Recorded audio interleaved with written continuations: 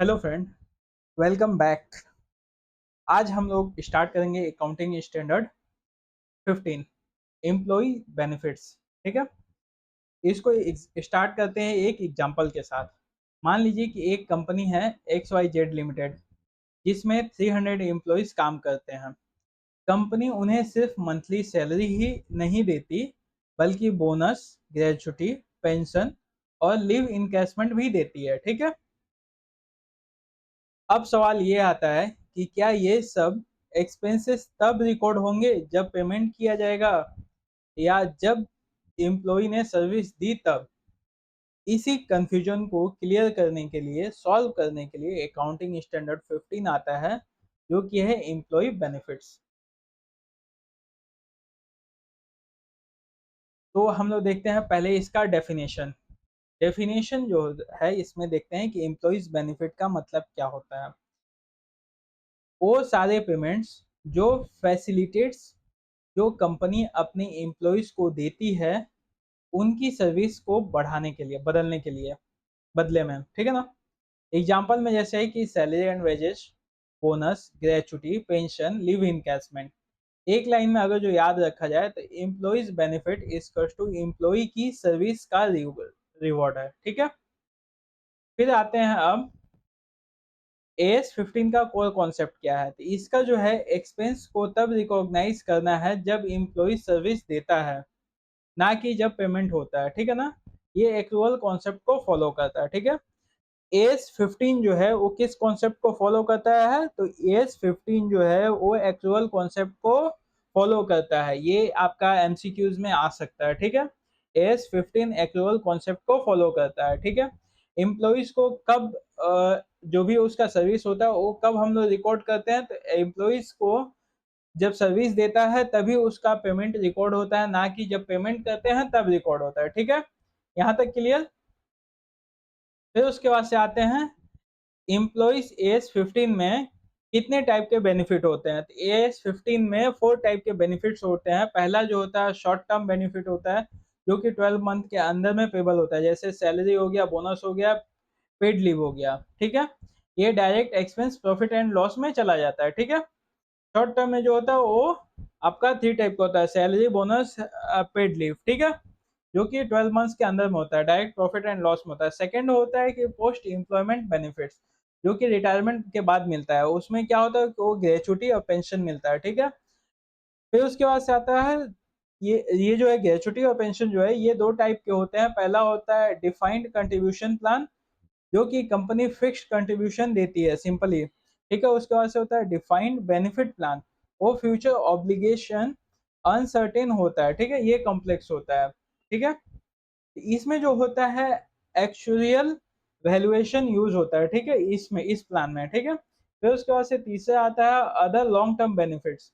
Long term benefits जो होता है जो कि रिटायरमेंट से रिलेटेड नहीं होता है, लॉन्ग टर्म लीव हो गया, लॉन्ग सर्विस अवार्ड हो गया। ठीक है, फिर उसके बाद से आपका आता है टर्मिनेशन बेनिफिट। टर्मिनेशन जो होता है जॉब एंड होने पर मिलता है, जैसे कि कंपनसेशन हो गया या फिर वैल्यू एंट्री रिटायरमेंट बेनिफिट्स हो गया। ठीक है, यहाँ पे अगर जो शॉर्ट में देखा जाए तो शॉर्ट, पोस्ट, लॉन्ग और टर्मिनेशन। ठीक है, ये 4 टाइप के हो गया, first, second, third, fourth. Short, post, long, termination. Clear रहेगा।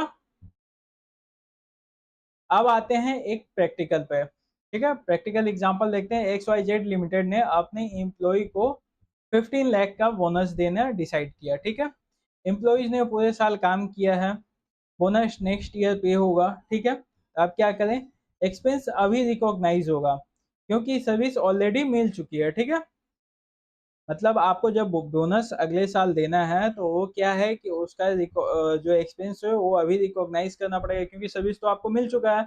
इसका जो है expense recognition is to service timing, not payment timing. ठीक है,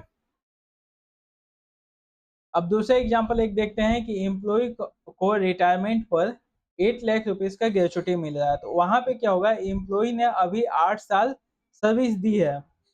कंपनी को क्या करना चाहिए, तो कंपनी को जो है हर साल प्रोपोर्शनेट लाइबिलिटी रिकॉग्नाइज करे। ठीक है, हर साल प्रोपोर्शनेट लायबिलिटी रिकॉग्नाइज करे, इसको एक्चुअली वैल्यूएशंस के थ्रू कैलकुलेट करते हैं, ठीक है। ये कॉन्सेप्ट एग्जाम में भी बहुत बार पूछा जा चुका है, ठीक है। ये जो है आपका बहुत ही इंपॉर्टेंट है, VVI, वेरी वेरी इंपॉर्टेंट, ठीक है। अब बात करते हैं एडवांटेज का। तो एडवांटेज जो है इसका, जैसे जो है अकाउंटिंग स्टैंडर्ड 15 का एडवांटेज जो है, एम्प्लॉय कॉस्ट प्रॉपर्ली रिफ्लेक्ट होता है, लाइबिलिटी क्लियर शो होती है, प्रॉफिट रियलिस्टिक होता है और फाइनेंशियल स्टेटमेंट्स रिलायबल बनाते हैं, ठीक है ना। एक लाइन में बोला जाए तो true picture of employee obligations होता है क्लियर अकाउंटिंग 15 के थ्रू। लिमिटेशन जो होता है, लिमिटेशन थोड़ा कॉम्प्लेक्स कैलकुलेशन होता है, स्पेशली डिफाइंड बेनिफिट्स प्लान में। फिर उसके बाद से एक्चुअल एजम्पशंस रिक्वायर्ड होते हैं, और उसके बाद से future uncertainty, salary growth, life expectancy, ठीक है। फिर उसके बाद से आता है टाइम कंज्यूमिंग प्रोसेस होता है, ये बहुत ही टाइम लेता है, ठीक है। इसीलिए प्रैक्टिकल में जजमेंट का रोल बहुत ही इंपॉर्टेंट होता है, ठीक है। क्लियर यहाँ तक? कोई डाउट है तो आप हमें कमेंट में पूछ सकते हैं। अब आते हैं एक और एग्जांपल के साथ, ठीक है। कि मान लीजिए कि एबीसी लिमिटेड ने एम्प्लॉय को पेंशन मिलेगा रिटायरमेंट के बाद से, ठीक है। कंपनी ने आज ही एस्टिमेट करना पड़ेगा कि फ्यूचर में कितना पे करना होगा, ठीक है। अब ये रिकॉर्ड नहीं करेगा, ठीक है। अब ये रिकॉर्ड नहीं करेगी, लाइबिलिटी हिडन रहेगी। एस 15 इंश्योर करता है कि ये सब प्रॉपरली रिफ्लेक्ट हो, ठीक है। फिर उसके बाद से आता है फाइनल समरी याद करने के लिए। एम्प्लॉय बेनिफिट्स इसका टू सर्विस रिवॉर्ड हो गया, एक्सपेंस जो हो गया सर्विस के टाइम पे होता है, 4 कैटेगरी ऑफ बेनिफिट्स होता है, और डिफाइंड बेनिफिट प्लान कॉम्प्लेक्स होता है, ठीक है। यहाँ तक क्लियर है? अगर जो एक स्ट्रॉन्ग कंक्लूजन देखा जाए तो एएस 15 इंश्योर करता है कि एम्प्लॉय के साथ रिलेटेड सारे फाइनेंशियल ऑब्लिगेशंस को टाइमली एक्यूरेटली रिकॉर्ड किया जाए, ठीक है। यहाँ तक ये टोटल एएस 15 था। अगर जो आपको कहीं भी कोई डाउट है तो आप हमें कमेंट में पूछ सकते हैं। अगर जो आपको वीडियो हेल्पफुल लगता है तो आप वीडियो को लाइक कीजिए, चैनल को सब्सक्राइब कर लीजिए, क्योंकि हम लोग डेली अपडेट आपको देते रहेंगे। डेली कोई ना कोई अकाउंटिंग स्टैंडर्ड सब्जेक्ट से रिलेटेड अप टू एग्जाम तक आपको डेली इस चैनल पे वीडियो मिलता रहेगा, ठीक है ना। और शेयर भी कर दीजिए, जिससे क्या है कि आपके जो भी फ्रेंड है उनको भी बेनिफिट मिले, ठीक है। अगर जो ये क्लियर है तो आप कमेंट में लिखिए कि अकाउंटिंग स्टैंडर्ड क्लियर है सर। मिलते हैं नेक्स्ट वीडियो में। Thank you.